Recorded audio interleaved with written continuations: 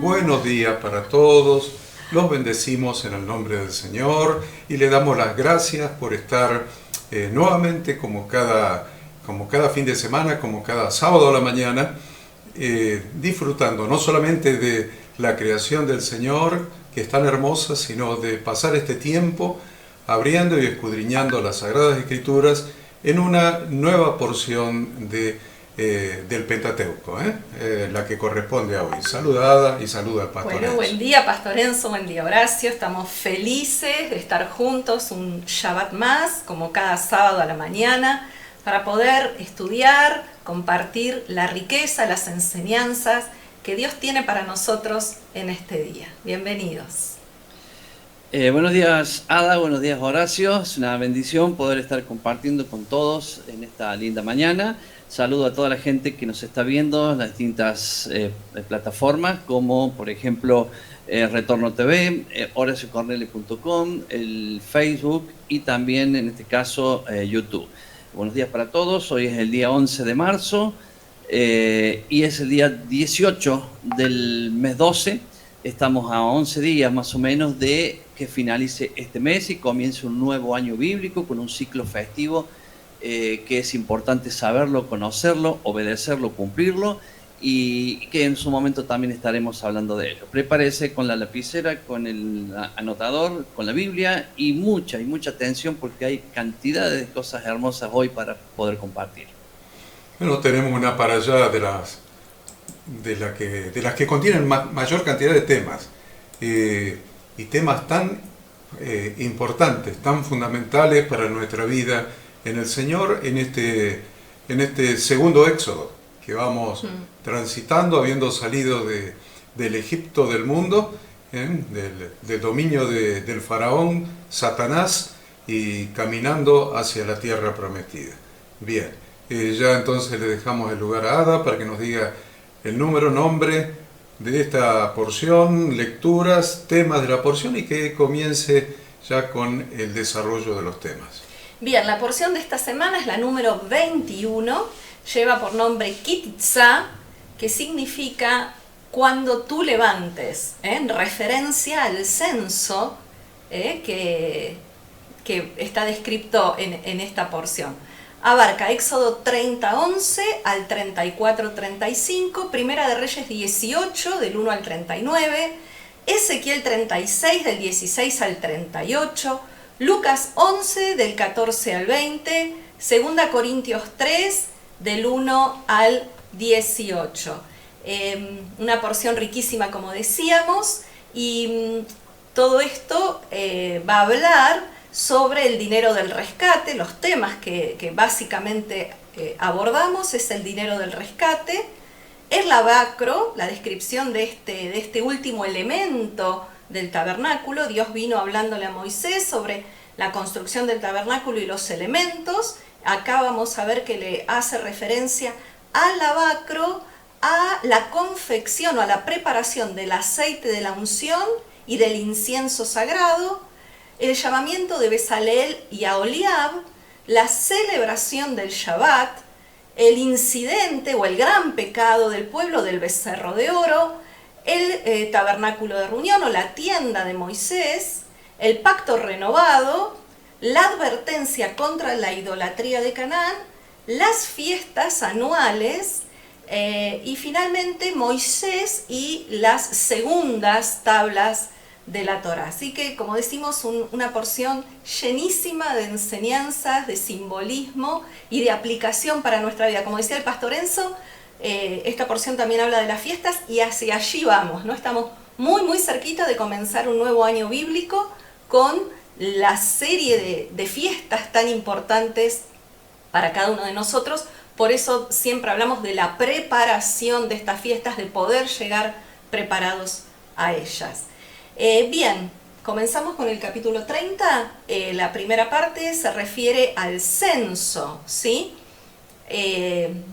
Básicamente la Torá nos enseña que está prohibido contar a los hijos de Israel de la manera usual y por motivos no establecidos por el Señor. No se podía contar porque sí al pueblo de Israel ni tampoco de la manera normal que uno cuenta, ¿no? Que se hace un censo, digamos, el año pasado tuvimos la experiencia de un censo. Acá no se cuenta de la manera usual como nosotros contamos. Dios establece claramente cómo. Estaba básicamente prohibido contarlos para establecer o para evaluar el poder propio, ¿sí? Si vamos a las Escrituras, vamos a ver que el rey David erró sobre este tema. Él hizo un censo que Dios no le mandó, y este pecado desató una plaga entre el pueblo, y obviamente luego David reconoció su error. El no contarlos es un ejercicio de fe en la promesa que Dios le había hecho a Abraham en cuanto a que su descendencia iba a ser incontable. ¿Recuerdan allá en Génesis, cuando Dios le dice, Abraham lo llevó afuera y le dijo, mira el cielo, cuenta las estrellas si las puedes contar? Y le dijo, así será tu descendencia. Entonces, cuando sea necesario hacer un censo, ¿cómo debían hacer? La gente debía donar un objeto y lo que iba a ser contado es ese objeto. No las personas, sino ese objeto que representaba a cada una de las personas. En este caso, en el desierto, camino a la tierra prometida, en este censo se les pidió a las personas que cada una de ellas donase medio shekel para la edificación y el mantenimiento del tabernáculo. ¿Y qué era un shekel? Ustedes pueden preguntar. Bien, era una unidad específica del material de plata que instituyó Moisés como moneda de curso en el pueblo. Aproximadamente un shekel pesa 16 gramos de plata pura, y la verdad es que un simbolismo de este medio shekel es que mientras estemos aislados, cada uno de nosotros es únicamente una mitad de todo nuestro potencial. Nos desarrollamos totalmente en todo nuestro potencial cuando estamos completos, cuando estamos en unidad, cuando estamos juntos. También esto está simbolizando que al participar todo el pueblo, todos los hijos de Israel debían coparticipar en la realización de todos estos elementos que iba a contener el tabernáculo y el tabernáculo mismo. Todos debían estar incluidos en esta contribución del censo. Y hay algo que es real, y es que la misión de Israel, del pueblo de Dios, depende de la unidad de la nación como un todo. Siempre Dios hablando de la unidad. Es importante que notemos también que todos y cada uno de ellos, independientemente de su condición social y económica, tenían que ser socios en partes iguales en el tabernáculo, el cual sabemos que existía. Dios lo había establecido para crear unión entre Dios y su pueblo, como vimos capítulos anteriores, era la morada de Dios en medio del pueblo. En las demás ofrendas que hemos visto a lo largo de la Torá, cada uno ofrendaba según sus posibilidades. Pero acá no, acá esta ofrenda debía ser igual para todos.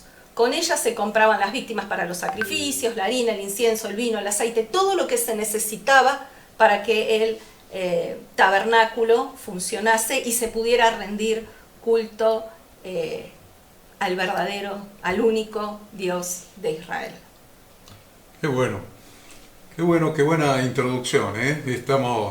Ya estamos definiendo una serie de temas, muchos temas acá, muchos temas. Es interesante ver un poquito el 12, ¿eh? Vamos a empezar ya con versículos, ¿eh? Hasta ahora no hemos mencionado versículos.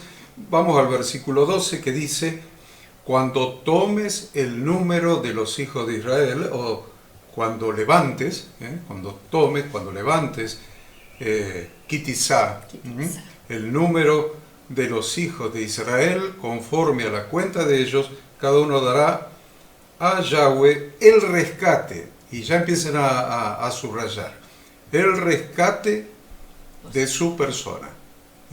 Ya empieza a subrayar la palabra rescate. Cuando los cuentes, para que no haya en ellos mortandad cuando los hayas contado. Es muy notorio que lo que se pagaba era por el rescate de su persona. Cada persona pagaba por el rescate de su persona ese medio shekel que mencionaba Ada recién. Lo que significa que sin el pago de ese rescate no se podía pertenecer a la congregación de Israel. En este sentido, las Escrituras nos aclaran que los que hemos creído al Evangelio de nuestro Redentor Jesucristo, ya no somos nuestros porque hemos sido comprados por precio. Este es el significado. Usted siempre va a relacionar el Pentateuco con el resto de los profetas, el Pentateuco con los profetas y con el Nuevo Testamento. Siempre. Vamos a entender los escritos de los profetas si entendemos el Pentateuco. Y vamos a entender el Nuevo Testamento si entendemos el Pentateuco. Es la única manera. Si no, probablemente entendamos el 10% del Nuevo Testamento. Pero si lo queremos entender completo, empecemos estudiando el Pentateuco. ¿Por qué? Porque esto de que ya no somos nuestros, viene de acá. Cada uno pagaba el rescate por su persona. ¿Y qué es lo que significa? Que era comprado por precio. Cada uno era comprado por precio. Y eso es lo que dice 1 Corintios 6:19. ¿O ignoráis que vuestro cuerpo es templo del Espíritu Santo, el cual está en vosotros, el cual tenéis de Dios y que no sois vuestros? ¿Ven? Ahí está. Porque habéis sido comprados por precio. Glorificad pues a Dios en vuestro cuerpo y en vuestro espíritu, los cuales son de Dios. Este es un principio establecido allí. Ese precio que se ha pagado por nosotros nos obliga a glorificar a Dios en nuestro cuerpo, como hemos leído acá en Corintios, y en nuestro espíritu, porque son de Dios. ¿Y por qué habla del cuerpo y el espíritu? Porque incluye los pecados corporales y también los pecados espirituales. Debemos santificarnos en todo sentido. Pero algo que se debe destacar del significado de este rescate que hizo Dios a través de Jesucristo y que muchas veces se nos pasa desapercibido, es que no nos debemos hacer esclavos de los hombres. Hemos sido comprados por precio, y ese precio fue la sangre de Jesucristo derramada en la cruz del Calvario, es decir, su vida derramada. Por eso 1 Corintios 7 dice, por precio fuisteis comprados, no os hagáis esclavos de los hombres. Debemos escudriñar, porque la Biblia nos habla de hombres que permanentemente están intentando esclavizarnos. Habla de falsos profetas, falsos apóstoles y falsos maestros. Efesios 4:14 nos dice que estar en congregación, en unidad, como decía Ada, el estar en unidad, congregados, y escudriñar las Escrituras, estudiar las Escrituras. Por eso insistimos tanto en que estudien en la Facultad Bíblica. Creo que la semana que viene estamos empezando el ciclo lectivo de este año. El lunes en Santa Cruz del Lago y el martes 21, el 20 y el 21. Y el martes 21 en el barrio San Vicente en Córdoba capital. Estudie, porque ¿para qué? ¿Para qué estudiamos? Por Efesios 4:14, para que ya no seamos niños fluctuantes, llevados por doquiera de todo viento de doctrina, por estratagema de hombres que para engañar emplean con astucia las artimañas del error. Y tienen una dialéctica, y tienen una verborragia, y tienen una argumentación, y tienen un carisma personal, y vemos a la gente yendo detrás de los falsos profetas, falsos apóstoles, falsos maestros, creyendo en ellos, y realmente es idolatría, pura idolatría. Por eso dice, no os hagáis esclavos de los hombres. Pastor Enzo. Bueno, simplemente voy a mencionar porque hoy hay muchos temas para poder tocar y no quisiera detenerme tanto, pero el versículo, o sea, la importancia de esta ofrenda y la importancia de ver que delante de Dios somos todos iguales. ¿Por qué? Porque es la misma ofrenda para todos. En el versículo dice, en el 15 dice, ni el rico aumentará, ni el pobre disminuirá. O sea que el rico puede decir, pero para mí esto no es nada, le voy a dar más. No porque esta ofrenda era justamente una ofrenda de rescate. En esta ofrenda es una sombra profética de lo que el Mesías hace por todos nosotros. Él paga el precio nuestro del rescate, como lo estaban explicando ustedes, pero en su tiempo y en su momento, esta ofrenda era igual para todos. Imagínense, el pobre por haber dicho, ay, no sé, tengo poquito, no puede disminuir, tenía que dar eso, pero el rico podía aumentar, tenía de sobra para hacerlo, pero sin embargo era un monto fijo, era una demostración de que somos todos iguales delante de Dios. Habrá diferentes funciones, pero somos todos iguales y el rescate es lo mismo para todos. Es su gracia y su misericordia trabajando para poder rescatarnos a todos nosotros. Amén. Quiere decir que, no sé si lo entiendo bien, Pastor Enzo, pero creo que lo que usted está diciendo es que nosotros que hemos sido pastores durante tantos años somos iguales que el resto de los miembros de la iglesia. Y obvio. Exacto. ¿Eso está diciendo usted? Eso digo yo. Qué bueno, qué bueno, qué bueno. ¿Cómo? ¿Es que nosotros los pastores no hemos sido la cabeza de la iglesia local? Eso será una función de lo que tenemos que hacer, pero somos todos iguales delante de Dios. Para Dios no hay uno mayor que el otro. Y esto es un concepto bíblico desde el Génesis hasta el día de hoy. Y sabemos que por la forma en que lo estamos planteando es para que la gente lo piense, porque muchas veces se nos enseñaron cosas distintas. Se nos enseñaron que el líder era más importante o tal profeta, o como estabas recién hablando de aquellos apóstoles que vienen y uno piensa que el mundo va a cambiar por la presencia de ellos en un lugar, y estamos viendo que delante de Dios somos todos iguales. Bien, me encantó eso, me encantó y me encantó lo que dijiste de la función también, ¿no?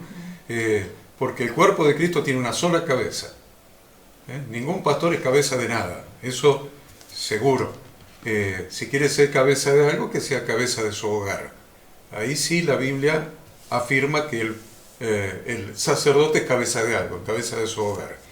En la familia de Dios hay una sola cabeza, la cual es Jesucristo. Y cada uno de los miembros, incluyendo los pastores, tenemos una función. El pastorado es una función.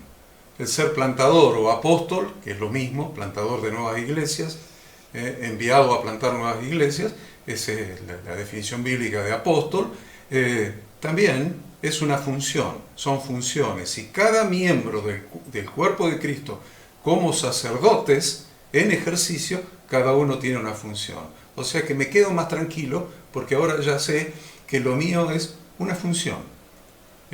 No tengo la responsabilidad de ser cabeza del cuerpo de Cristo porque Él es la cabeza y nada más nosotros cumplimos una función y el pastorado es una función, la cual es cuidar y alimentar y buscar a la oveja perdida. Es bastante, ¿no? Cuidar el rebaño, alimentarlo y buscar a la oveja perdida. Bueno, la dejamos a Ada que siga del versículo 17 al 21. Avanzamos con Éxodo 30, seguimos todavía en el capítulo 30 de Éxodo, versículos 17 al 21. Allí están las instrucciones de Dios a Moisés con respecto a la construcción de este otro elemento dentro del tabernáculo, que es el lavacro. Básicamente, ¿qué era el lavacro? Era un recipiente hecho para contener agua y que tenía como complemento una base. Este estaba hecho de bronce. Los únicos que usaban el lavacro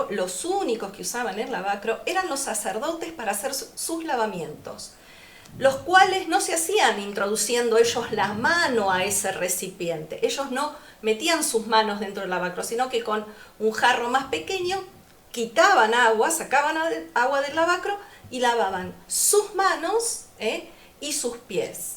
Y la verdad es que en la consagración de Aarón y sus hijos, ellos fueron primeramente bañados completamente. La semana pasada hablamos de esto, de la consagración de Aarón y los hijos.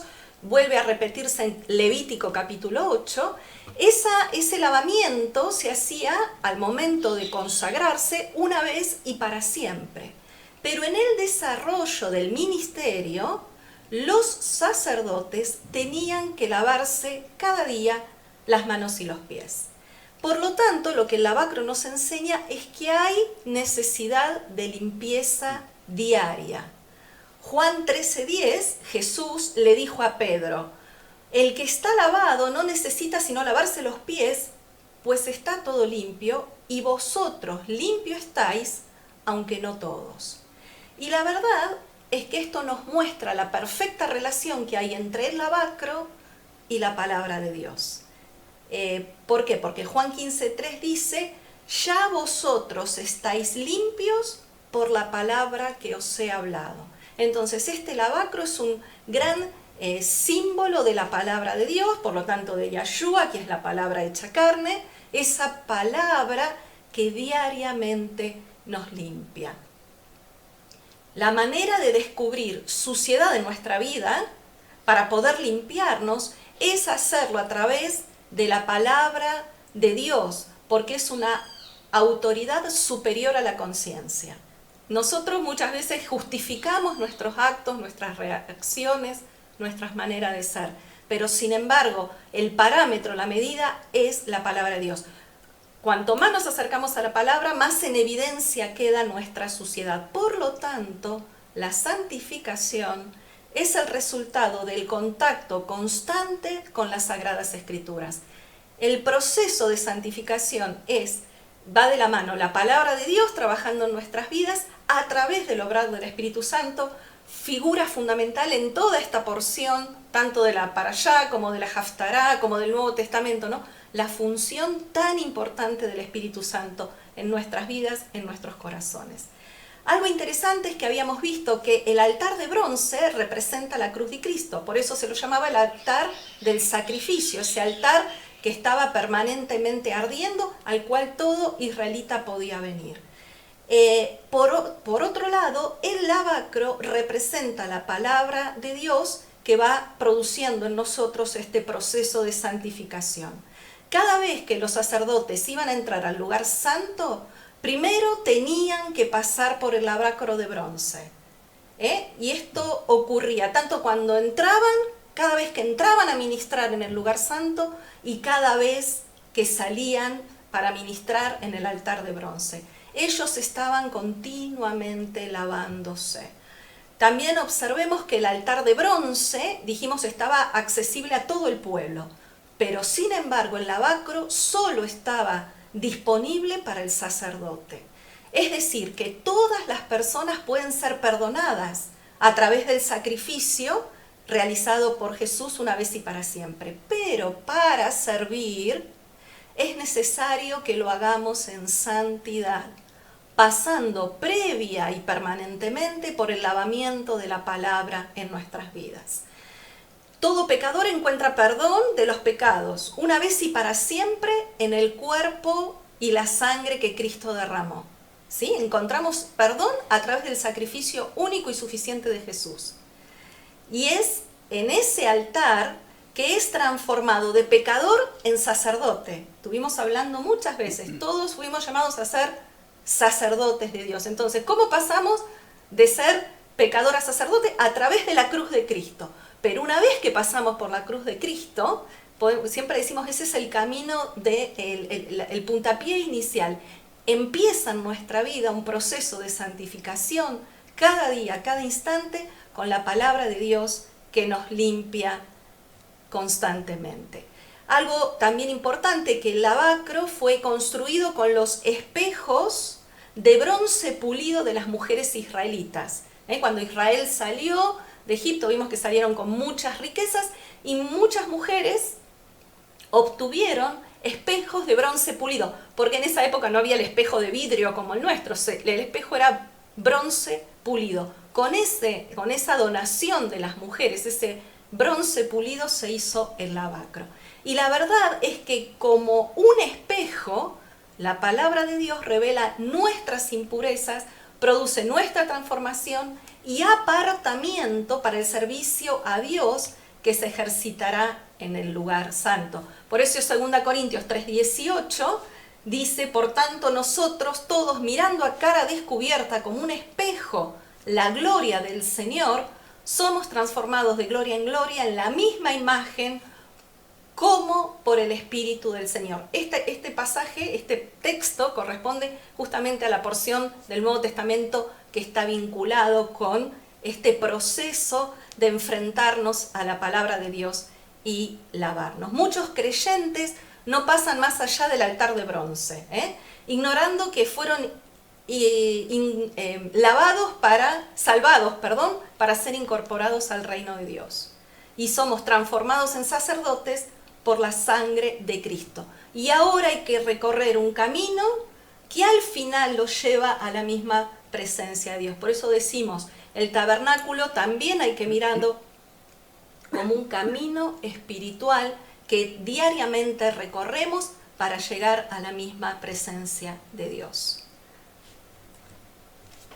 Cada creyente debe saber que la autoridad para servir viene con apartarse de todo pecado, es decir, con la santificación, este proceso que decimos. Dios desea que todo creyente crezca en conocimiento y santidad. Y algo muy interesante que nos llama la atención es que este proceso, este trabajo de lavarse las manos y los pies, debía ser hecho por el propio sacerdote sin ayuda de otra persona. Cada sacerdote tenía que lavarse por sí mismo. ¿Por qué? Porque este proceso de santificación es personal. Nadie puede santificar a otro. Es ese trabajo diario que nosotros hacemos a través de la palabra. Mientras que en el altar de bronce hay salvación disponible para todos, siempre esa puerta del tabernáculo abierta, disponible para todos, pero en el lavacro hay purificación. Y por último, agregaría que el bronce es un metal antibacterias, lo que simboliza que al acercarnos a Dios debemos limpiar las manos y purificar el corazón. Eso lo dice Santiago 4:8, acercaos a Dios, Él se acercará a vosotros. Pecadores, limpiad las manos, y vosotros los de doble ánimo, purificad vuestros corazones. Y el Salmo 24, que tantas veces hemos leído: ¿quién subirá al monte de Jehová? ¿Quién estará en el lugar santo? El limpio de manos y puro de corazón, el que no ha elevado su alma a cosas vanas ni jurado con engaño. Él recibirá la bendición de Jehová, justicia del Dios de salvación. Pastor Enzo. Yo quiero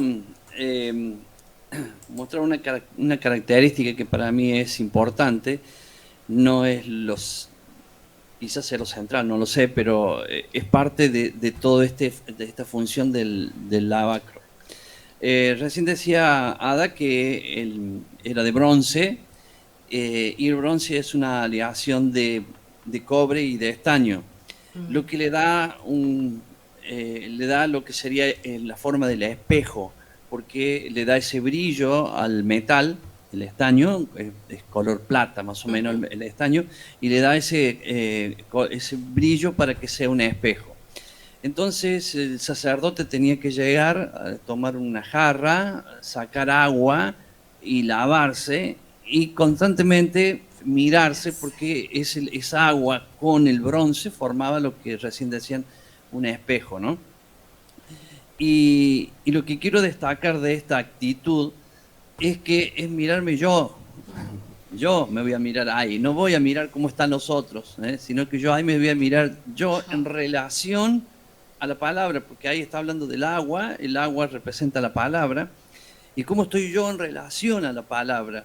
Si yo estoy hablando lo mismo que habla la palabra, o estoy hablando otra cosa, porque a ver, acá no llegué a pedir perdón, no estoy acá en el lavacro para pedir perdón, acá está ya pasé el altar del sacrificio que está antes que esto, Entonces allá yo ya hice digamos, mi pedir perdón, o sea, hice mi súplica de perdón y de misericordia delante de Dios. Acá llego para ver cómo estoy yo delante de Dios en cuanto a su palabra. ¿Soy lo mismo que su palabra o soy diferente? Entonces, esta es la oportunidad del sacerdote de alinearse a la palabra, lavarse con la palabra, o sea, que la palabra sea en mí lo que es la palabra, no lo que a mí me parece. Y esto durante años y años que uno ha estado en diferentes iglesias o demás, siempre nos hemos acostumbrado, y yo sé que para algunos esto que voy a decir no es como que no se identifican, pero en el lavacro lo tenés que identificar porque el lavacro justamente es para esto, ¿no? Es que generalmente se daba la interpretación del líder, porque acá lo que quiere decir la Biblia es esto. No, lo que dice la Biblia es, entonces el lavacro me quita a mí de lo que yo puedo decir de lo que dice, sino que acá es el lavacro lo que me hace a mí decir lo que dice la Biblia como está escrito y que la gente lo interprete mediante el mismo espíritu que yo tengo y que la persona tiene. Solamente al mencionar la palabra estoy haciendo que la persona se ligue a esa palabra y no a mí, porque el lavacro justamente hacía eso, quitar lo poco que quedaba del sacerdote en mal estado, que ya no era el pecado en sí de su vida, sino que ya era de la identificación en la palabra. Amén, excelente. Gracias, Pastor Enzo. Bien, y ya para terminar, el último punto que aborda Éxodo capítulo 30 es el aceite de la unción y el incienso.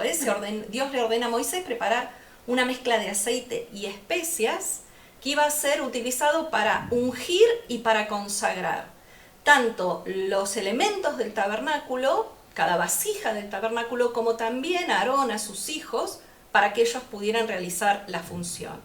Este aceite también iba a ser empleado para ungir los reyes de la dinastía de davídica, y a todo sumo sacerdote. Esta elaboración de este aceite era un proceso sin par dentro de las necesidades del tabernáculo y tenía que hacerlo Moisés mismo. Esto Moisés no lo delegaba, Dios no lo delegó en otra persona, sino más que en Moisés. Estaba prohibido, nos dice estos versículos, hacer una réplica exacta de este aceite de la unción. Y este aceite denota dos conceptos. Por un lado, la separación, la santificación para una función específica de cada sacerdote o de cada rey, pero también nos significa la devoción total a un propósito elevado. El proceso de unción combina las dos ideas. Para los sacerdotes, porque los sacerdotes en el tabernáculo estaban separados de forma absoluta de los asuntos del mundo, eso significa santo, apartado del mundo, pero a la vez vivían totalmente dedicados al servicio a Dios.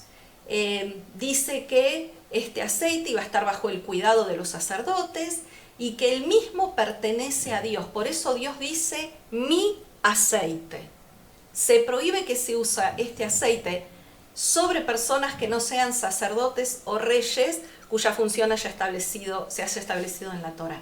Y el incienso, del que habla específicamente del versículo 34 al 38, este incienso se ofrecía 2 veces al día. ¿Se acuerdan? La semana pasada vimos el altar del incienso, que estaba antes del velo. Este altar, se ofrecía en este altar el incienso esas 2 veces al día, a la mañana y a la tarde, dentro del lugar santo en el tabernáculo. Este tabernáculo era conocido como la tienda de reunión, debido a que era el designado como el lugar donde Dios se reunía con Moisés y con el pueblo que salía al tabernáculo. Y dice el versículo 37 y 38, como este incienso que harás, no haréis otro según su composición, te será cosa sagrada para Yahweh. Cualquiera que hiciere otro como este para olerlo, será cortado de entre su pueblo. Por lo tanto, queda totalmente prohibido, está totalmente prohibido encender saumerios o cosas semejantes que sabemos que no fueron preparadas de acuerdo a la instrucción de Dios y que en general se usa para la convocación de otro tipo de dioses. Nosotros no hacemos eso. Bueno, empezaríamos con el 31, después que hable el pastor Enzo. No, simplemente la importancia de estos dos elementos como el perfume y el aceite, que representan el aroma, la presencia de Dios en nosotros, que no puede ser reemplazado con nada. Lo bueno que nosotros estudiamos acá es que esto que está aquí, que algunos dicen, sí, pero eso era antes. No, eso era antes de esta manera y es hoy de la misma manera. Solo que Dios no permite que hagamos, elaboremos perfumes y sustancias porque Él mismo es, su presencia nos rodea y su perfume tiene que estar allí y no algo hecho por nosotros, por más bueno que sea o rico quizá para algunos, sino que simplemente dejar que su presencia esté en nuestra vida. Empezamos con el capítulo 31, donde nos habla de la designación de Bezaleel, del 1 al 11, la designación de Bezaleel y Aholiab. Hermoso nombre para ponerle a un hijo. Si no saben. Bezaleel, busquen el significado y mandamos el mensaje, ya sabemos a quién. Ahí hay la esposa de un pastor en este momento. Fíjense el significado de Bezaleel, que tiene un hermoso significado. Ahora, qué bárbaro este Bezaleel, ¿no? Porque cortó todas las piedras del efod, cortó todas las piedras del pectoral, armaron todos los utensilios, el arca, todo. Qué bárbaro, qué capacidad. La verdad, ni Bezaleel ni Aholiab tenían ninguna capacidad. Porque no nos podemos imaginar que quienes hayan nacido en esclavitud en Egipto y hayan fabricado ladrillos con pasto y barro toda la vida, pudieran tener este nivel de artesanía, de fabricación de joyas, ¿no? Entonces, nunca habían hecho el trabajo de trabajar el oro o cortar diamantes. Sin embargo, Dios designó a Bezaleel y a Aholiab. ¿Dónde está el secreto? Porque yo quiero que usted tome nota de esto, porque muchas personas en las iglesias dicen, yo no puedo hacerlo, porque nunca lo hice. Yo no estoy capacitado para enseñar, no estoy capacitado para el testimonio, me da vergüenza servir, me da vergüenza ejercer los dones, me da vergüenza esto, me da vergüenza lo otro, me da vergüenza ejercer el sacerdocio, porque nunca lo hice. Y es razonable, no lo saben hacer. Pero pregúntese qué sabían hacer Bezaleel y Aholiab, que hicieron la maravilla que contiene el tabernáculo y las vestiduras del sumo sacerdote. ¿Qué experiencia previa tenían? Entonces, ¿cómo es que pudieron hacer eso? ¿Y cómo es que cada uno de los miembros de cada congregación puede ejercer sus dones? Los dones del Espíritu de 1 Corintios capítulo 12. ¿Cómo es? ¿Cuál es el secreto? A ver, versículo 3. Vaya al capítulo 31, versículo 3 y subrayamos. Y lo he llenado del Espíritu de Dios en sabiduría y en inteligencia, en ciencia y en todo arte. Por lo tanto, la clave para hacer la obra de Dios es ser lleno del Espíritu Santo de Dios. Aunque esta obra sea la más difícil de realizar humanamente hablando. Moisés era tartamudo, pero hablaba. Y miren, habló durante 40 años. Y realmente tenemos la Torá hablada por Moisés. La palabra de Dios a través de Moisés. Entonces, dice, no, pero yo soy tímido, yo soy apocado, yo no me animo, yo no me atrevo. ¿Cuál es el secreto? Ser lleno del Espíritu. Ser lleno del Espíritu Santo.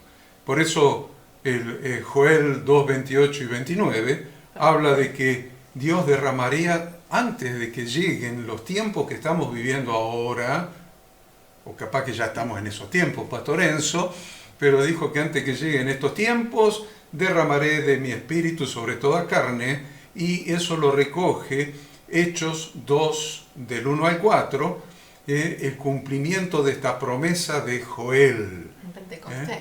En Pentecostés se cumple la promesa de Joel 2, 28 y 29.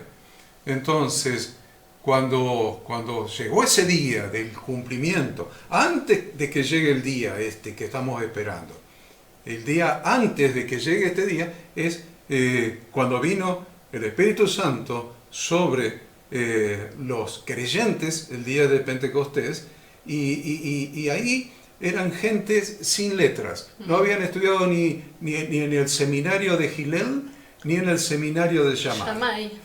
Nada. Eran sin letras. Lo único que habían estudiado era en el seminario de Yeshua. Habían estudiado en el seminario de Jesucristo. El único seminario que tenían encima Pedro y el resto de los apóstoles. Y ese día de Pentecostés, cada uno lo escuchaba hablar en su propio idioma. Cuando descendió el Espíritu Santo ahí en ese lugar del templo donde ellos estaban reunidos, la casa, descendió el Espíritu sobre la casa. No es la casa del aposento alto, es la casa de Dios, ahí donde todo el mundo vio y escuchó todo, el estruendo como de un viento recio, los escuchó ellos hablar y todo lo demás, a cada uno en su propia lengua.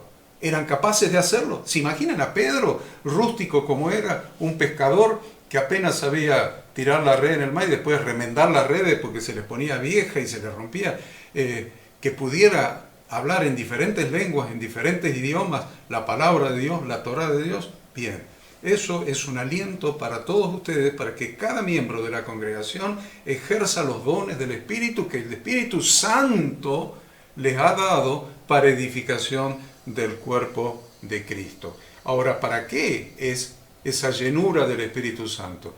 Y ustedes lo van a encontrar en el versículo 6. Busque versículo 6 ahí y versículo 11. Y subraye, versículo 6 y versículo 11. Para que hagan todo lo que te he mandado. Y el 11, harán conforme a todo lo que te he mandado. Lo repite 2 veces en el mismo pasaje, digamos. Entonces, ¿qué significa eso? ¿Qué debe quedar claro? Y lo que nos tiene que quedar claro es que esta llenura del Espíritu Santo tiene un solo propósito y siempre es hacer la perfecta voluntad de Dios. Por eso en el pasaje de la Haftará de esta semana habla, ¿no?, de la función del Espíritu Santo y cómo Dios prometió poner sus leyes en nuestra mente y en nuestro corazón. Sin el Espíritu Santo es imposible obedecer, sin el Espíritu Santo es imposible hacer la voluntad de Dios. Bien, estas dos personas, Bezalel, un detalle es que era de la tribu de Judá, Aholiab era de la tribu de Dan, y debemos entender que el Espíritu de Dios los había capacitado en sabiduría, en inteligencia, en ciencia y en todo arte. Como bien decíamos, fue Dios quien los capacitó para edificar el tabernáculo, templo para morada de Dios en el Espíritu. Por eso Corintios 14, 1 Corintios 14 dice, así también vosotros, pues que anheláis dones espirituales, procurad abundar en ellos para edificación de la iglesia. Siempre se trata de la edificación del tabernáculo, templo. Siempre. Y después de alguna manera lo vuelve a repetir en 1 Corintios 12, del 7 al 11, usted tome nota, léalo después, pero ¿no? Habla claramente de cómo Dios reparte esos dones. Y vuelve a decir, ¿no?, que Dios reparte a cada uno como Él quiere, pero siempre los dones no son para que yo me luzca, no son para que yo me destaque y me crea más que nadie, sino que cada don está puesto al servicio de su cuerpo, a servicio de su pueblo. Para edificación de ese templo santo formado por piedras vivas. ¿Vieron? Ya no hay más templo en Jerusalén. 212, miren lo que le voy a decir, 202, más específicamente, 202 de los 613 mandamientos de la Torá no se pueden poner en práctica porque no está el templo en Jerusalén. Claro. 202 de los 600, de los 613. Entonces, ¿qué hacemos? ¿No los ponemos en práctica? Sí los ponemos en práctica. porque hoy el templo está formado por piedras vivas para morada de Dios en el Espíritu, igual que moraba en el tabernáculo o en el templo de Salomón. Está el templo, somos nosotros formados por piedras vivas, es ese templo. Esos 202 que no se pueden poner en práctica en el templo de Jerusalén, se pueden poner en práctica en este templo. Ah, ¿pero qué vamos a hacer los sacrificios? No, Romanos dice, presentad vosotros como sacrificio vivo, santo, agradable a Dios, que es vuestro culto racional. Ahora los sacrificios somos nosotros. O sea que sí se puede poner en práctica toda la enseñanza de la Torá, pero ahora en este templo, ¿no? Porque todos los creyentes hemos sido llamados a construir el templo santo para morada de Dios en el Espíritu. Lo leen ustedes en Efesios 2 del 19 al 22. Está lindo esto, Pastor Enzo. Yo sé que le encanta el tema. Dice el versículo que mencionaban recién, para que hagan todo lo que te he mandado. O sea, Dios, ¿qué hace? Acá nombra dos personas que, en un pequeño paréntesis lo aclaro que lo dijo Ada recién, uno era de la tribu de Judá y otro es de la tribu de Dan. Esto de alguna manera está profetizando algo que luego iba a suceder, que es la separación de las dos casas, que Dios siempre tiene un testigo, son dos siempre, pero siempre uno de cada tribu para que testifique de lo que Dios manda. Entonces, dice, para que hagan todo lo que te he mandado. Dios capacitó a esta gente para que hagan lo que Dios le había mandado a Moisés. Y esto es lo que nos muestra esto que ustedes están mencionando del templo, que somos piedras de ese templo. ¿Por qué? Porque no es lo que Moisés quería, era lo que Dios le había dicho a Moisés que haga. Entonces, cuando hay una hermosa oración, que es la oración que hace Pablo en Efesios capítulo 1, que yo la hago mía, cada uno la debería hacer suya, ¿cierto? Dice, en esta oración, dame espíritu de sabiduría y de revelación, esto que tenían estos dos hombres. ¿Y para qué? Y está el fundamento de para qué el espíritu de sabiduría y revelación. Para que me muestres para qué me has llamado. O sea, Dios nos ha llamado a todos con un propósito y nos ha dado este contenido que es sabiduría, ciencia, arte, para hacer esto. Entonces, Dios nos ha dado, pero nosotros tenemos que ver eso que Dios nos ha dado. Es por eso que recién decía Horacio, pero yo soy tímido, yo no puedo. Bueno, es un proceso que vamos a vencer, porque después va a llegar el momento que eso va a salir, porque eso es para un propósito que no es personal, es un propósito que tiene que ver con el cuerpo. Entonces Dios nos ha dado dones, talentos, esta sabiduría, ciencia, arte y tantas cosas para ponerlo en práctica en el pueblo de Dios, en el cuerpo de Cristo, y no, por eso dice, para que hagan todo lo que te he mandado. Entonces, Dios manda a que se hagan cosas y Él reparte en el pueblo las capacidades para que eso se haga. No lo hace el líder solo. Primero lo que va a hacer el líder es lo que Dios le ha mandado, si es que está en esa coordinado en eso, porque hay líderes que no hacen lo que Dios le manda, están haciendo lo que ellos quieren hacer. Entonces no estoy hablando de ese caso, estoy hablando de Dios le manda a un líder a hacer algo, muy bien, le va a proporcionar las personas y la capacidad de esas personas para que hagan lo que Dios le ha mandado a ese líder. Entonces, cuando el asunto está terminado, no es lo que hizo el líder, sino lo que hizo el cuerpo, en general, por todo lo que Dios ha dotado para hacer. Excelente, maravilloso. ¿Qué dice Ada de los versículos 12 al 17 que habla del día de reposo, del séptimo día? ¿Qué es lo que...? Sí, hay Éxodo 31, del 12 al 17... nosotros vimos en su momento cuando estudiamos que Dios da los 10 mandamientos, ese guardar el Shabbat es el cuarto mandamiento, ¿sí? Era parte de los 10 mandamientos y es el cuarto de ellos. Pero en este momento Dios lo vuelve a repetir. Se repite en este contexto para advertirle a la nación que la edificación del santuario no suspende las leyes de Shabbat, y debía guardarse el día de reposo, incluso mientras se estaba construyendo el tabernáculo. A ver, ahí vamos a hacer un paréntesis. ¿Cómo el asunto ese? El Shabbat es o día de reposo, la traducción correcta es día de reposo activo o día para tener una cita especial con Dios. Pero no, ¿cómo puede ser? La construcción del santo templo para morada de Dios ahí en el lugar santísimo es muy importante, no se puede detener. No se puede detener. No se puede detener, dirían. Vamos, hoy no, hoy es el día de reposo, pero tenemos que pintar el salón de la iglesia. No, parate, que acá tenemos que hacer, ¿qué cosa? Miren, estaban construyendo el templo, que era el templo portátil, que era el tabernáculo que los iba a acompañar durante todo ese éxodo, y Dios les dice, ojo con lo que ustedes hacen, porque aunque me estén construyendo morada, para mí, para que habite en medio del pueblo, el día es más importante la cita que tienen conmigo cada 7 días que la construcción que están haciendo.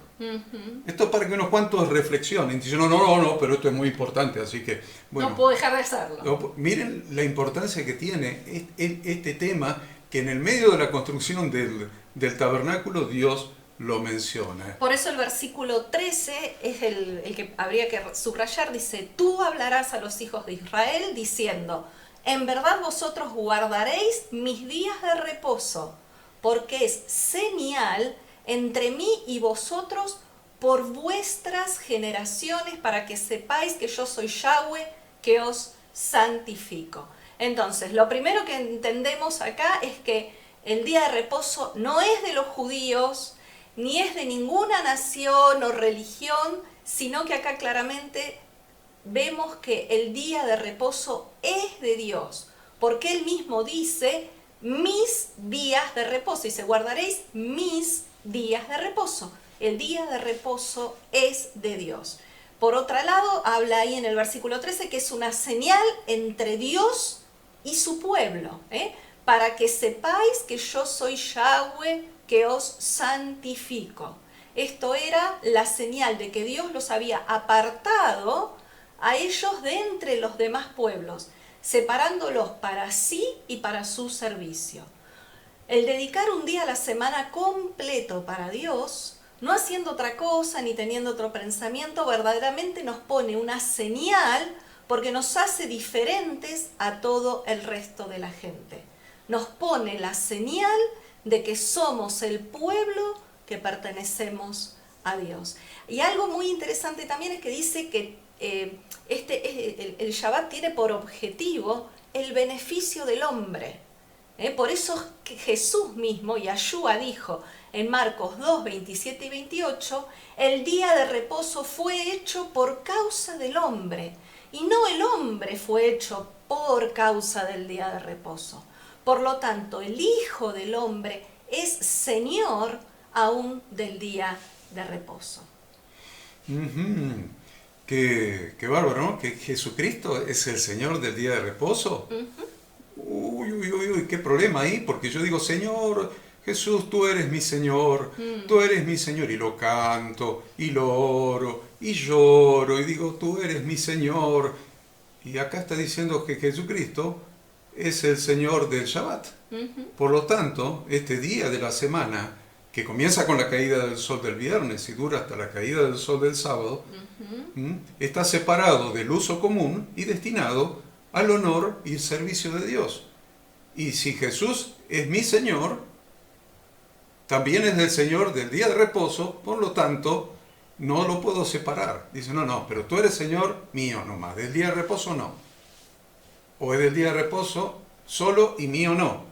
Ahora, si es Señor de las dos cosas, Él mismo lo guardó, y Él mismo acudió a la cita con el Padre, a la sinagoga y en Nazaret, donde se había criado, y se le dio la haftará del día, que era el rollo del profeta Isaías, y él leyó puesto de pie ahí en la sinagoga, el día que dedicaba para su Padre, a la cita con su Padre, todo el día, y se levantó y leyó, el Espíritu del Señor está sobre mí, etcétera, etcétera, que ustedes lo saben. Y dice que se debía celebrar por generaciones, por pacto perpetuo.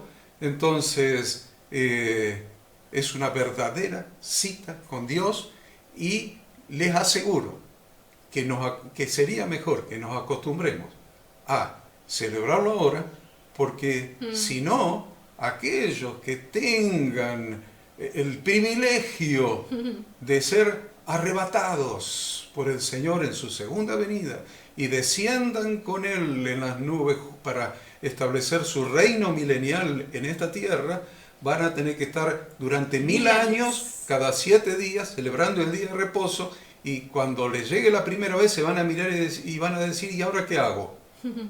Y cuando venga la segunda semana van a decir, uy, sonamos, para que me asome en la casa del vecino, en las mansiones del vecino, a ver qué es lo que hace él, porque yo no lo hice nunca. Entonces practiquemos ahora aquello que es pacto perpetuo, para aprender a hacerlo. Estar preparados. Y hagamos delicia de eso para nuestra alma. No hagamos un ritual, un ritual obligatorio, no, una delicia. Si el día de reposo no se convierte en una delicia. Anoche estuvimos la Ada y yo solitos acá en la cabaña haciendo el día de reposo. Los dos solitos ahí, la Ada prendió las velas y ahí después participamos del pan, de la copa primero, del pan después. Después yo me paré y la bendije y después comimos y leímos las escrituras. Y la verdad fue hermoso. Fue hermoso, aunque estuviéramos solos y nos viéramos de la mañana hasta la noche, porque estamos todo el día juntos. Así que nos vemos todo el día y decir, ¿y qué van a hacer? ¿Algo especial ahora si se ven todo el día? Y es lo mismo que pasa con Dios. Algunos dicen, yo estoy con Dios todo el día, no tengo un día especial para estar con Él. Ajá, yo también con la Ada estoy todo el día. 24 horas por día, durante 7 días, durante 365 días en el año. Sin embargo, esa cena especial, con las velas encendidas, con el Señor dándole el centro de nuestra mesa, disfrutándonos mutuamente y disfrutando de la presencia del Señor. Qué hermoso que es, a pesar de que estamos todo el día. Entonces yo los invito a que el día de reposo sea delicia para ustedes. Aprendan a disfrutar de ese día, porque es hermoso, es delicia. Pastor Enzo, ¿es así o me estoy equivocando? No, totalmente correcto. Y por ahí la pregunta que hace, leyendo un versículo para que sea bien claro, que ya lo han leído ustedes, ¿no?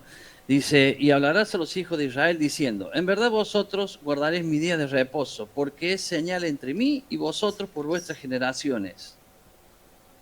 Entonces, ¿cuál es el motivo de no querer tener la señal de Dios, la identificación con Dios?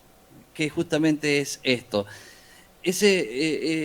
No entiendo, como alguien decía, muchos están preocupados en este tiempo de la marca de la bestia y todo. ¿Y por qué no nos preocupamos por tener la señal de Dios en nosotros? Que si en realidad ese es nuestro trabajo. Lo que va a suceder, aún ignoramos. Aunque esté escrito en la Biblia, no podemos saber bien todo lo que está sucediendo y lo que va a suceder. Pero sí podemos saber algo, que tener la señal de Dios en nuestra vida. Y justamente la señal de Dios en nuestra vida, acá está. Esta es una, ¿cierto? Porque lo está mencionando Dios, una señal entre ustedes y yo, o yo y ustedes, dice Él. Entonces, ¿por qué no tener esa señal? Si es un día que Él quiere pasar con nosotros, ¿cuál es el problema de esto? Entonces, ahora, cuando dejamos de ver el problema de esto, empezamos a encontrar lo que mencionabas vos recién, Horacio. Es un deleite. Y de pronto, cuando algo te deleita, ¿qué importa si al otro le gusta o no le gusta? Si yo me deleito con esto, ¿cierto? Entonces, yo vivía en una casa que al frente había un club de bochas, y ahí la gente, no menor de 60, 65, digamos, todos jubilados, venían todos los días a jugar las bochas. Era todos los días jugar las bochas. Era una cosa, y nosotros decimos, no se cansan estos hombres de estar ahí. Para ellos era un deleite.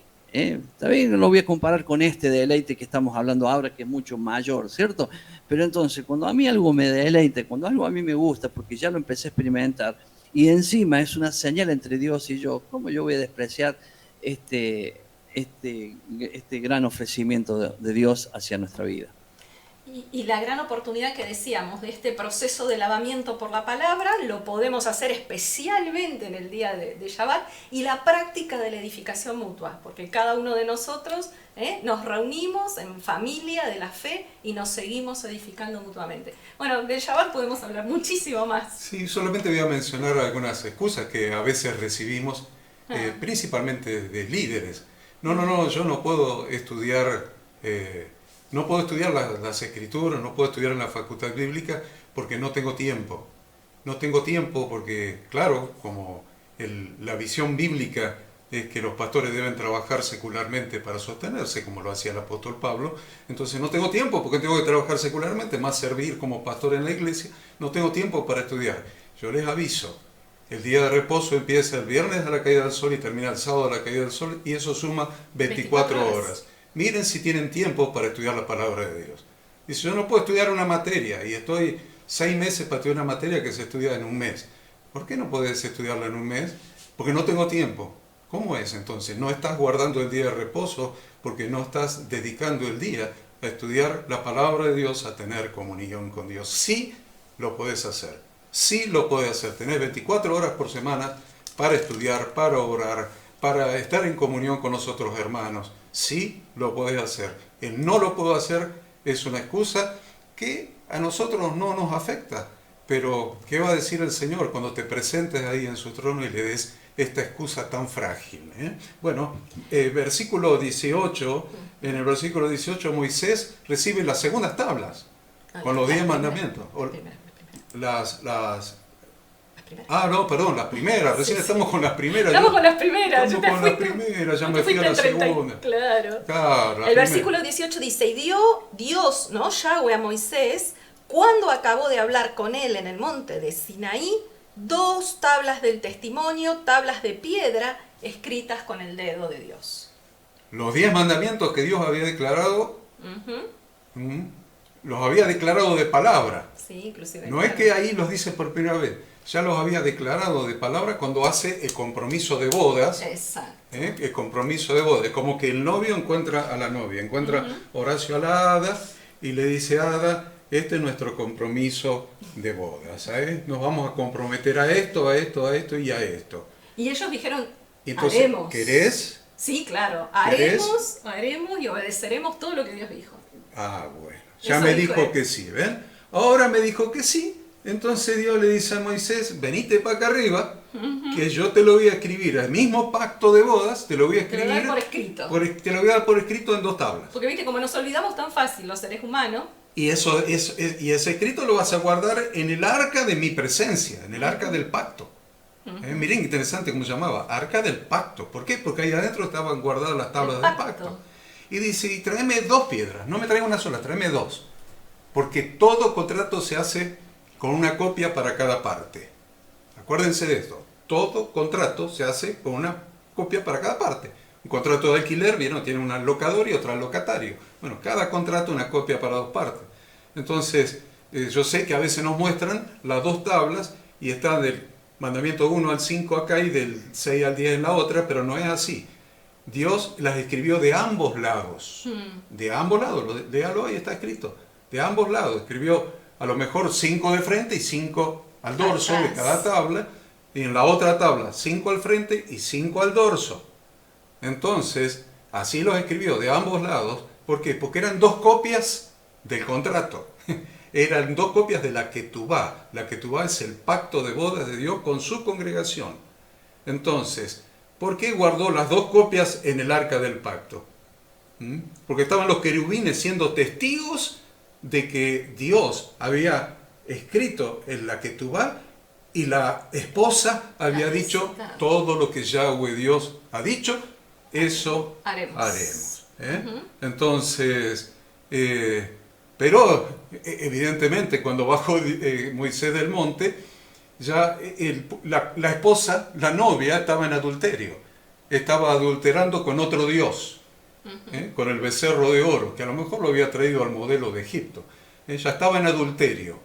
Lo que rompe un pacto de bodas es el adulterio. Jesús dijo que no se admite el divorcio a no ser por causa de adulterio, causa de fornicación. Y acá el pueblo adulteró con otro Dios, por eso Moisés rompió las tablas del pacto. Ahí lo tienen clarito. Pero Dios dice, yo fui un esposo para ustedes, yo fui un esposo para ustedes. Entonces, ustedes rompieron la parte del pacto, pero yo he sido como un esposo para ustedes y les voy a mandar a mi hijo para que pague el precio del adulterio. Y después, si tenemos tiempo, yo voy a hablar un poquito de eso, porque es el precio más caro que pagó Jesús en la cruz. Se convirtió en adúltero con su padre, se convirtió en infiel con su padre. Llevó el precio del adulterio, de nuestro adulterio, del adulterio de la congregación, lo llevó sobre sí. Es lo más grave que Jesús llevó en la cruz del Calvario. Le va a mandar mi hijo va a pagar, va a beber de las aguas amargas y va a pagar el precio del adulterio. ¿Para qué? ¿Para qué? Para que ahora ya no les escriba, como no hay más templo, ¿vieron? No va a haber 2 tablas en el arca. Ahora las 2 tablas van a ser su mente y su corazón. Y ahí voy a dar mis ordenanzas, mis estatutos, mis decretos, mis mandamientos. Las tablas van a estar en su mente y en su corazón. Ahora tenemos el compromiso de bodas, el pacto de bodas de Dios escrito en nuestra mente y en nuestro corazón como esas 2 tablas de piedra. Qué hermoso lo que Dios ha hecho. Y yo te digo a ti en el buen idioma y a vos en el idioma nuestro argentino, te digo a vos, tenés escrita el pacto de bodas de Dios en tu mente y en tu corazón en lugar de 2 tablas de piedra. Está escrito ahí. ¿Saben quién lo escribió? El Espíritu Santo de Dios. Dice Jeremías 31:33, por este es el pacto que haré con la casa de Israel después de aquellos días.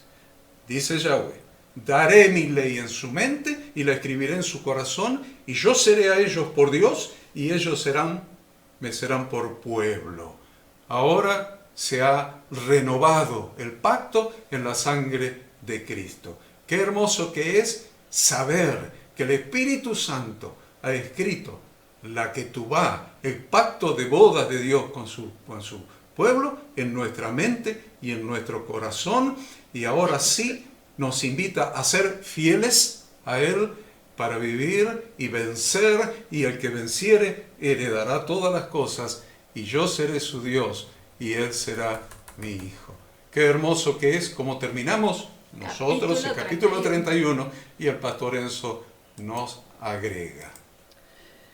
Agrego que esto escrito por el dedo de Dios, que a mí lo que más me impresiona, este juego de tablas, las piedras, fueron del cielo.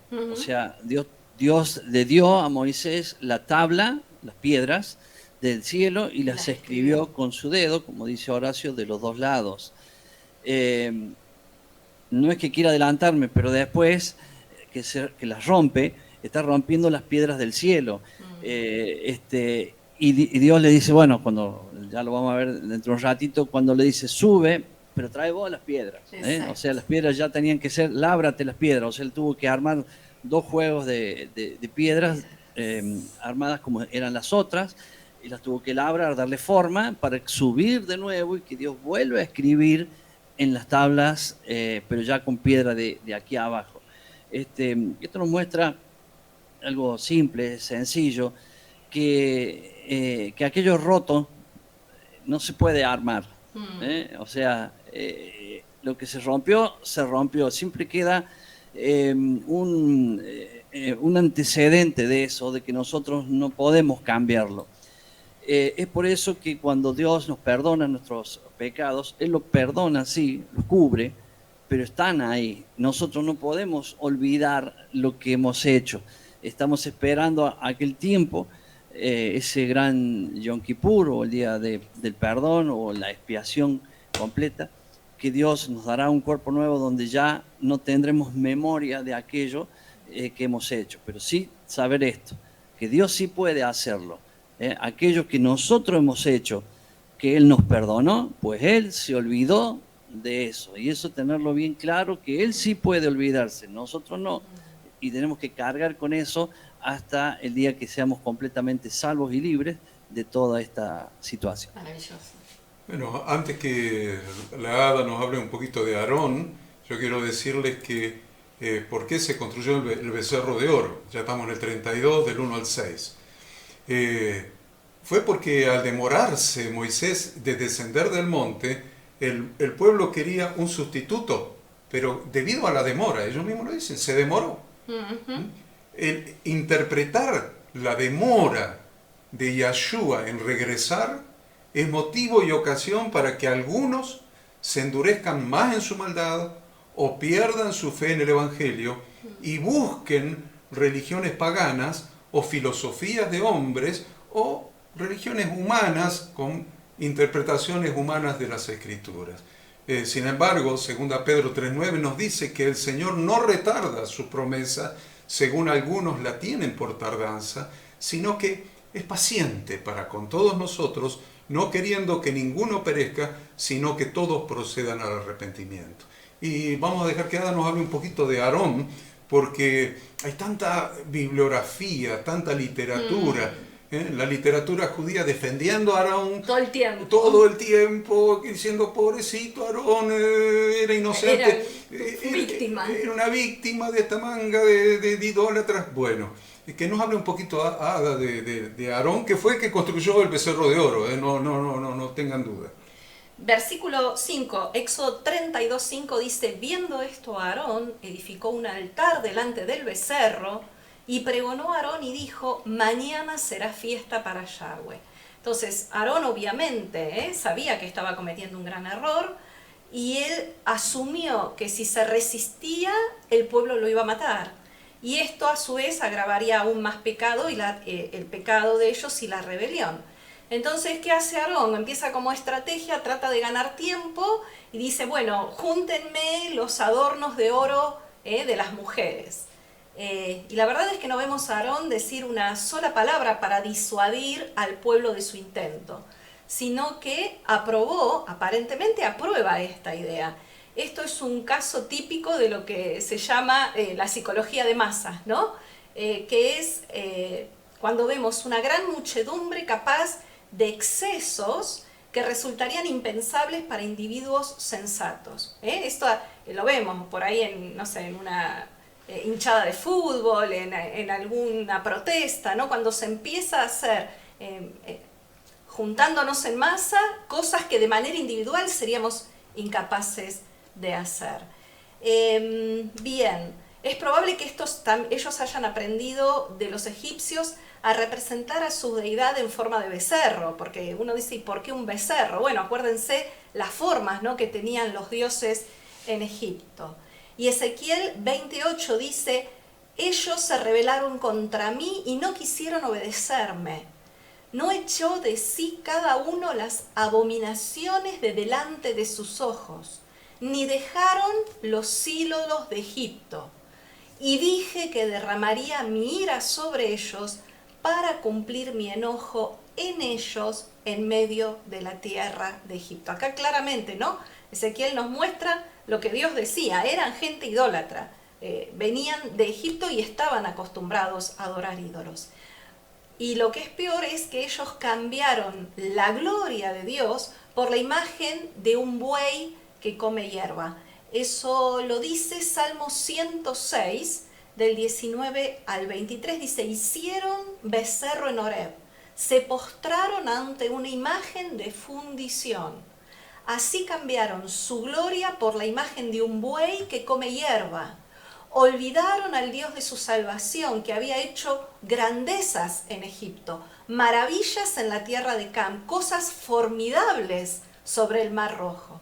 Y trató de destruirlos, de no haberse interpuesto Moisés, su escogido, delante de él, a fin de apartar su indignación para que no los destruyese. Esto es una descripción clara de lo que había pasado ahí en ese momento. Es altamente probable que Aarón, para seguir ganando tiempo, ¿qué hace? Entonces después levanta un altar y dice: bueno, mañana vamos a hacer fiesta, mañana va a ser un día de fiesta, con la esperanza de que ese entusiasmo del pueblo se disipara y con la esperanza de que Moisés venga.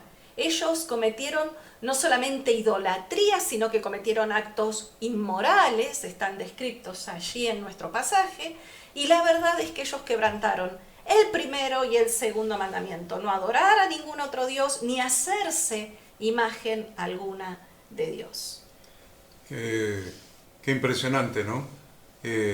Porque Dios le hace saber a Moisés lo que estaba pasando en el campamento durante su ausencia. Le dice, tu pueblo se ha corrompido. ¿Saben qué? El versículo 7. Corrompe al pecador y es una desviación de la instrucción de Dios. Le dice lo que habían hecho, se han hecho un becerro de fundición, lo han adorado. Fue gravísimo. Anda, desciende, le dice. Es un pueblo de cabeza dura. Entonces, interesante, porque entre el versículo 11 y 14, Moisés ora, intercede, Tremendo. intercede fervientemente ante Dios. Le habla de que la nación es tuya. Y le dice cosas muy interesantes y muy fuertes que ustedes pueden leer allí, pero no nos queda mucho tiempo. Pero Dios se retractó, dice, de su intención de destruir a la nación. Esto sirve para demostrarnos, la Biblia dice muy claramente que Dios no es hombre para que se arrepienta, ni hijo de hombre, Dios no es hombre para que mienta, ni hijo de hombre para que se arrepienta. Eso lo dice la Escritura. Entonces, ¿por qué dice que se arrepintió? Porque es un antropomorfismo para que entendamos el poder de la intercesión. Es un antropomorfismo, quiere decir, nos describe un sentimiento humano para que nuestra mente humana pueda entender el poder que tiene la oración intercesora delante de Dios, cuando oramos por otros.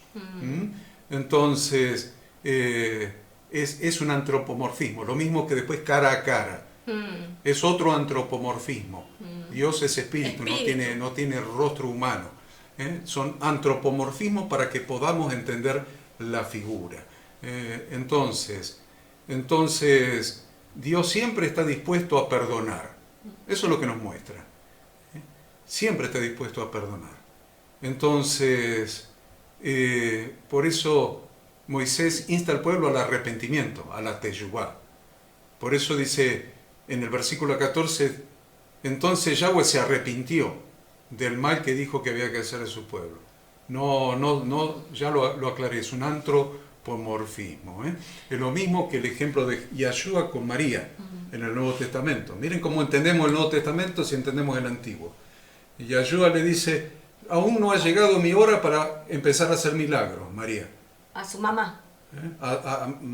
Madre, todavía no es mi hora para hacer milagros. ¿Qué me traes el problema Se acabó el vino. de estos novios y del maestresala y de los mozos que se les acabó el vino? Si no ha llegado mi hora para hacer milagros.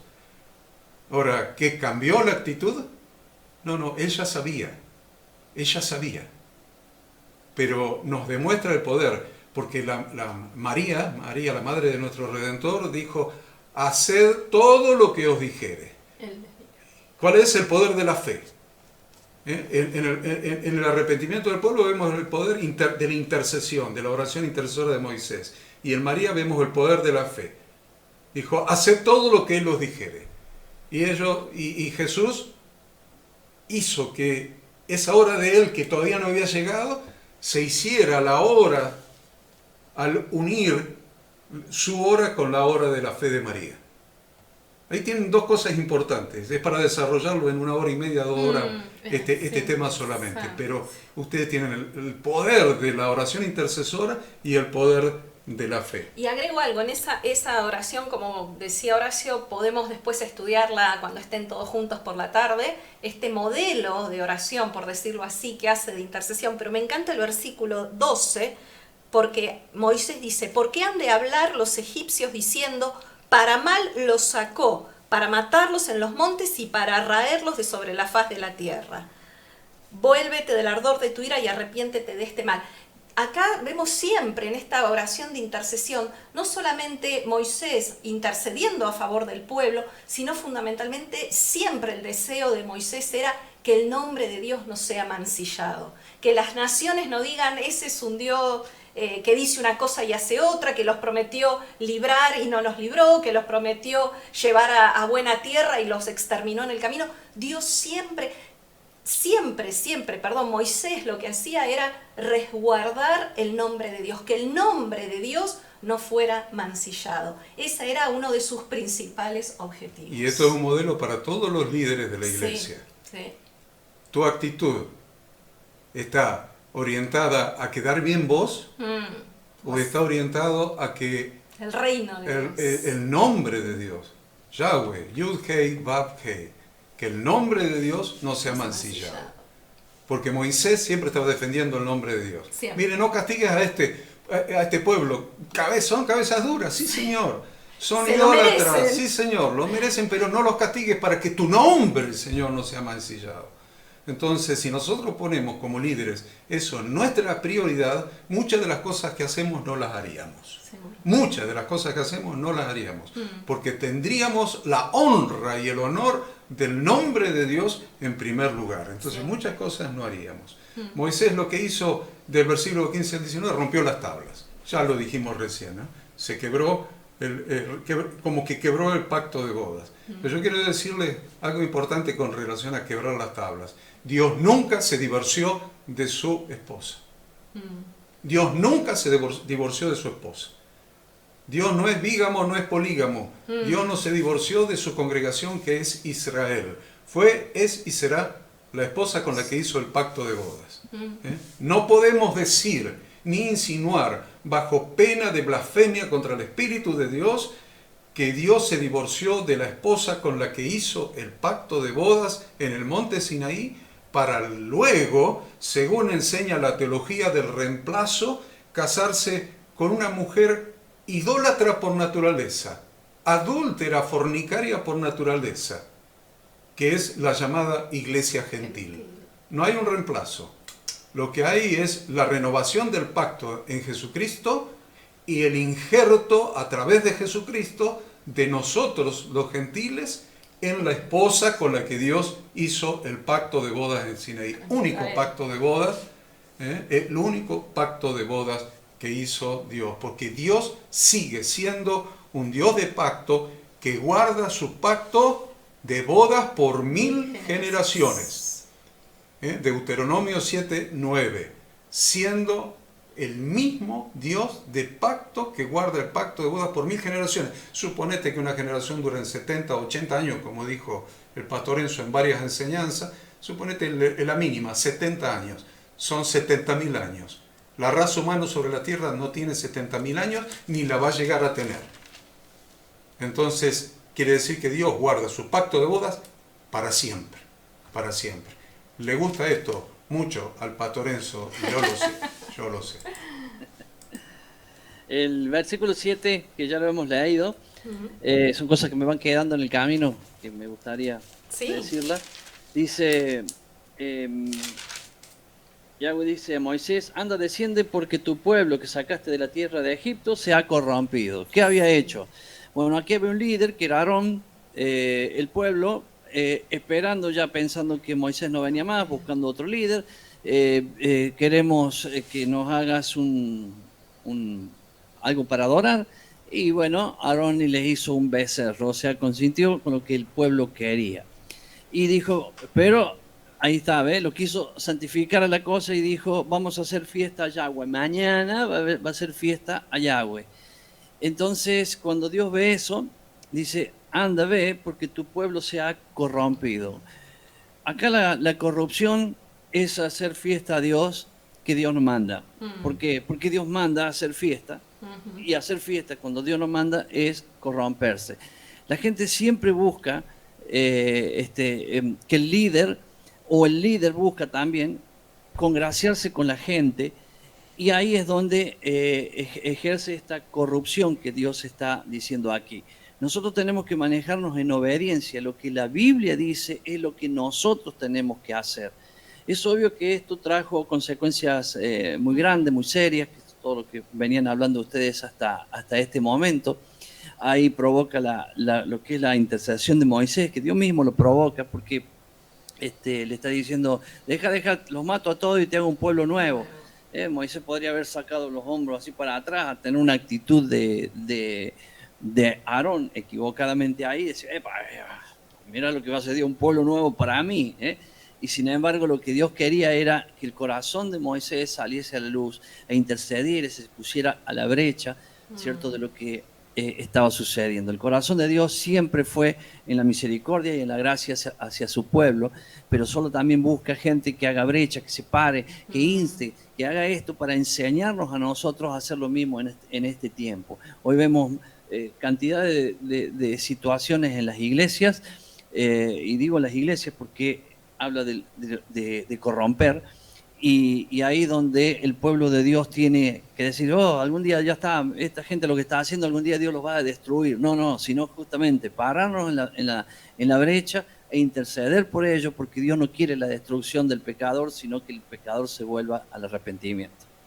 Bueno, y lo último que yo quiero decir es mencionar a Jesucristo, nuestro Redentor, en lo que yo les decía antes que iba a hablar, y no me quiero ir sin mencionarlo, que está en el versículo 20, las aguas amargas, dice, y tomó el becerro que habían hecho, y lo quemó en fuego, y lo molió hasta reducirlo a polvo, que esparció sobre las aguas, y lo dio a beber a los hijos de Israel. La deslealtad del pueblo de Dios se asemejó al de una esposa adúltera, por lo que Moisés le impuso la prueba para la mujer sospechada de adulterio. Eso está en Números 5 del 16 al 22, lo hemos estudiado. Lo hemos estudiado cuando estudiamos esa porción.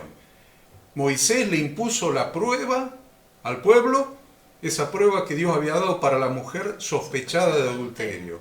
Lo hizo beber agua mezclada con partículas del becerro de oro pulverizado, y solo quienes habían adorado, quienes habían sido adúlteras, murieron. Entonces, por supuesto que Moisés se dirigió a Aarón,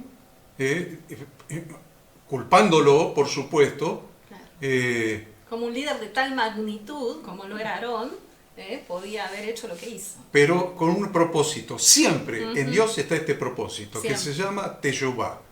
Siempre Dios da la oportunidad del arrepentimiento. Aarón obviamente le echó la culpa al pueblo. La típica, siempre la culpa es de los demás. Siempre la culpa es de la iglesia. Ve que la iglesia no me sigue, ve que se me quieren ir, ve que no quieren reconocer la palabra de Dios. Todo, echar la culpa a los demás, siempre la típica de todo líder. Entonces, ¿qué es lo que hizo Moisés? Le dio la oportunidad de arrepentimiento. Pero yo quiero hablarle de Jesucristo, porque Aarón se arrepintió, por eso llegó a ser el sumo sacerdote. Se arrepintió, hizo teshuvá completa. Los 6 pasos de la teshuvá, lo hizo Aarón. Usted estudie, porque hay videos donde yo explico eso. Jesucristo bebió las aguas amargas de nuestro adulterio. Dice Mateo 27:34, le dieron a beber vinagre mezclado con hiel. Está hablando de la cruz del Calvario, del altar de bronce. Pero después de haberlo probado, no quiso beberlo. No lo quiso beber. ¿Listo? Entonces dice, pero no la bebió entonces. No las bebió. Hasta que al final, ¿por qué era tan grave? ¿Por qué era tan grave? Porque él estaba cargando sobre sí el pecado de adulterio contra Yahweh, su padre. ¿Saben lo que es cargar el pecado de adulterio contra Dios? El hijo cargando el pecado de adulterio contra su padre. Es lo más grave que Jesús cargó en la cruz del Calvario. Entonces no la quiso beber. De entrada no la quiso beber. Hasta que al final la bebió. Siendo este el castigo de nuestra paz que fue sobre él. Este fue el castigo de nuestra paz que fue sobre él. Esto es cargar sobre sí el pecado de infidelidad contra su Padre Celestial. Hasta que al final, para que su redención sea completa, antes de expirar su último aliento, ya al final, antes de expirar su último aliento, tuvo que beber el agua del adulterio contra Dios. Mateo 27:46. Cerca de la hora novena, Jesús clamó a gran voz diciendo: Elí, Elí, lama sabactani. Esto es: Dios mío, ¿por qué me has desamparado? Y ahora ya saben por qué lo desamparé. Porque se estaba por convertir en un adúltero, en un idólatra. Algunos de los que estaban allí decían al oírlo: Elías llama a este. Y al instante, corriendo uno de ellos, tomó una esponja y la empapó en vinagre, y poniéndola en una caña, le dio a beber. Agua amarga. Él bebió las aguas amargas de la mujer adúltera y pagó el precio de nuestra idolatría. Por eso entendamos: no os volváis a ser esclavos de los hombres. Ninguna idolatría es admisible en nuestra vida, porque el precio que pagó Yeshua es más alto y más caro de lo que nosotros nos podemos imaginar. Después viene la muerte de los 3.000 hombres y viene el capítulo 34, sí, todo el 33 pero y estúdielo 34. Durante todo el día. Muchísima revelación hay en los capítulos, mucha más. Ha escrito 20 hojas y estamos en la número 9. Hemos terminado la número 9 de 20, así que miren todo lo que queda por estudiar y todo lo que ha salteado por el camino. Por eso así que, está este día, ¿no? Para hacerlo. Para eso está este día, para estudiar. Dice, no, pero yo... No, sí, tenés 24 horas para estudiar la palabra de Dios, para congregarte, para escucharla para allá. Ya la hemos escuchado, seguíla estudiando y seguí edificando mutuamente este templo santo, este tabernáculo santo. Bendiciones para todos y que el pastor Enzo nos haga una última reflexión, porque siempre tenemos 3 o 4 minutos de más, y la reflexión del pastor Enzo, por los comentarios que después recibimos en nuestros WhatsApp, son esperados, sí, son apreciados y esperados, así que Enzo no te va a salvar de terminar con una reflexión antes de cerrar esta transmisión. Simplemente, Horacio, mi reflexión es que hoy, cuando estaba por empezar el programa, yo tengo mis notas de los años anteriores, de lo que he ido hablando, las leo, voy sumándole cosas, ahora también sigo escribiendo algunas cosas más que voy agregando, y siempre termino en esta conclusión. Cada vez que leemos una porción semanal, en la semana vamos leyendo, estudiando cosas y llegamos a este momento, a la previa, antes de hacerlo y en el momento de lo que lo estamos haciendo, siempre me quedo con la conclusión de que parece que esta fue la mejor de todas. Y es algo que no me acostumbro, porque todas las semanas pasa lo mismo. Y entender cuando, por ejemplo, en el libro de los Hechos, capítulo 15, se armó por eso es cortito lo que quiero decir, pero parece largo porque son bastantes cosas, pero Pablo le había predicado a los gentiles y venían los judaizantes a decir, sí, pero te tenés que circuncidar, tenés que hacer esto, aquello. Bueno, entonces se armó un revuelo, fueron a Jerusalén y, para hacerlo bien corto, tomaron la decisión, y lo bueno de esto es que intervino el Espíritu Santo, y el Espíritu Santo y los que estaban dijeron, esto vamos a pedirle a los gentiles que se van convirtiendo, que se aparten de la idolatría y la fornicación. Es lo que estamos viendo en este capítulo, ¿cierto? De ahogado y de sangre. 4 cosas que todos paran ahí, ¿cierto? Y está la quinta, que es la fundamental en esto, y le dice, porque cada Shabbat, cosa que hemos visto hace un rato, lo tienen a Moisés, que sería el Pentateuco, los 5 libros, para que estudien.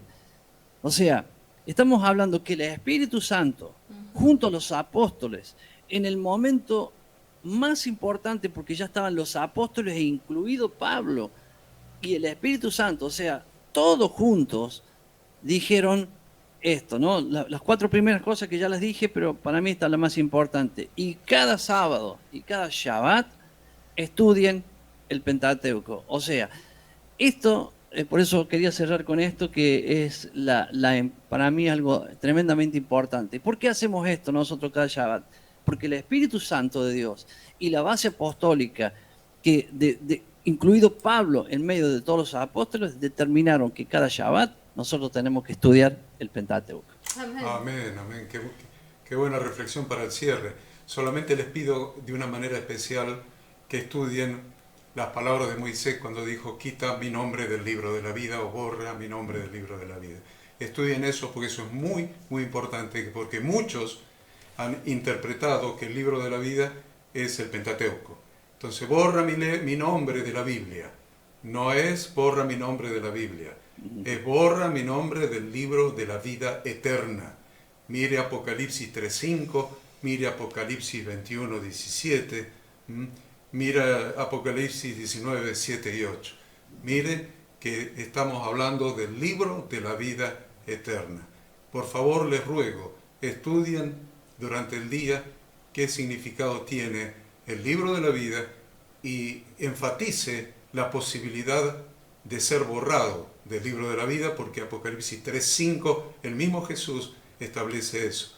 Estudie eso, por favor, en este día de reposo. Dios los bendiga, Dios los guarde, y pongan en todas las cosas ustedes el nombre de Yahweh nuestro Dios, para que Dios los bendiga. Shabbat Shalom. Shabbat Shalom.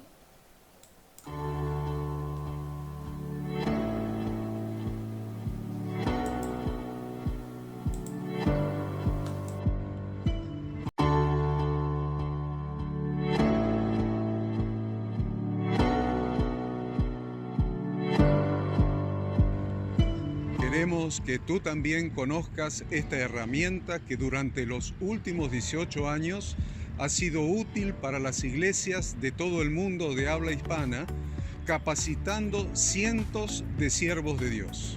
Las formas de aprender están cambiando y Ministerio Bíblico Internacional, a través de su facultad bíblica, brinda programas de formación ministerial bíblica, teológica y práctica para la multiplicación y edificación de la iglesia 100% online. Respondiendo a las necesidades de hoy, para aquellos que no cuentan con la posibilidad de asistir a clases presenciales, donde quiera que estés, en todo lugar, recibirás el material de estudio y verás las clases en vivo y on demand, accediendo a través de tu celular, PC, tablet o Smart TV. Recibe tu capacitación en las siguientes carreras: diplomado en teología para maestros de grupos de evangelismo y discipulado, licenciatura en teología pastoral, diplomado en teología y práctica ministerial para pastores, líderes y servidores. Súmate a los pastores que han organizado un grupo de estudio tutorial a distancia en la congregación con estudiantes locales y de las otras iglesias de la zona. Esta es tu oportunidad como seguidor de Cristo para comenzar tus estudios y completar tus exámenes desde la comodidad de tu hogar y en los horarios que tengas disponibles. Súmate al liderazgo de este tiempo y adquiere las habilidades, herramientas y valores necesarios para impactar el mundo con la palabra de Dios y transformar la vida de aquellos que creen al Evangelio. Para más información, ingresá a Facultad Bíblica.